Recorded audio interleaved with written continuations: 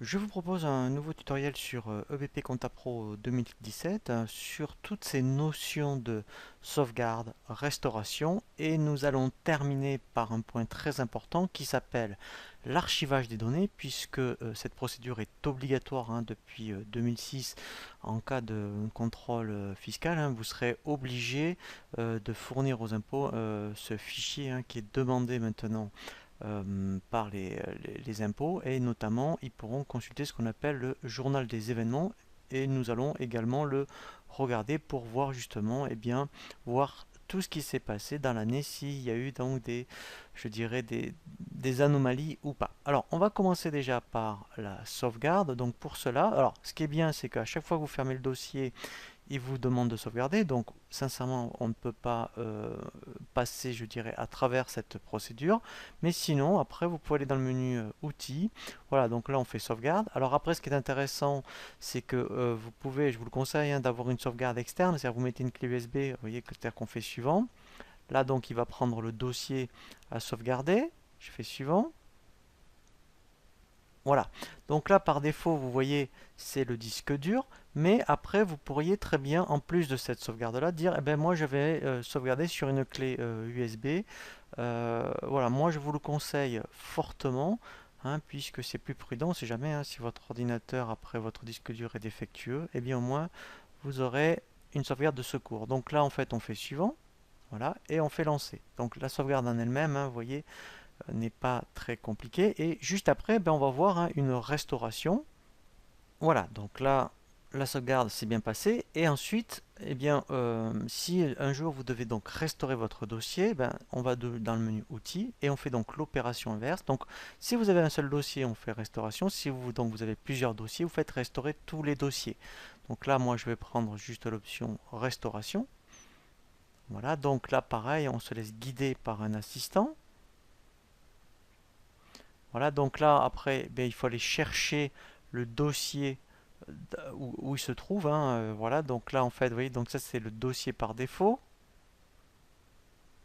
Donc là, après, vous voyez, je suis allé chercher le dossier qui s'appelle VP Démo Compta. Donc là, je fais suivant. Voilà, donc je fais bien inclure le dossier. Je continue, suivant. Ah, je fais suivant. Ici, je laisse donc la destination par défaut. Et je fais lancer. Voilà, donc là, vous voyez, la restauration s'est bien passée. Donc normalement, si vous respectez donc je dirais les dossiers par défaut, autant au niveau des sauvegardes que des restaurations, vous voyez, ça ne pose pas de souci. Nous allons donc après terminer donc ce tutoriel par une notion très importante, donc ce qu'on appelle l'archivage des données. Donc il faut absolument le faire. Alors c'est vrai que quand on voit la clôture annuelle, il le fait par défaut, mais ça va tellement vite qu'on ne sait même pas où il met je dirais ce fichier. Alors que en plus donc de la clôture annuelle, lorsqu'il fait l'archivage, vous pouvez le faire vous-même. Donc dans le menu outils, vous avez ici, vous voyez ce qu'on appelle l'archivage. Donc on va le faire. Voilà. Donc en plus, moi j'aime bien ce petit texte. Vous voyez, c'est un rappel que c'est obligatoire depuis le 24 janvier 2006. Voilà, donc dans le cadre des procédures fiscales, on fait suivant. Voilà, donc en fait c'est un peu comme une sauvegarde, entre guillemets, sauf qu'en fait, en plus de la sauvegarde, il y a le journal des événements qui est intégré, je dirais, dans le fichier. Donc là, alors vous voyez, ce qu'il faut vraiment vous souvenir, c'est ça, c'est archive, c'est pas sauvegarde.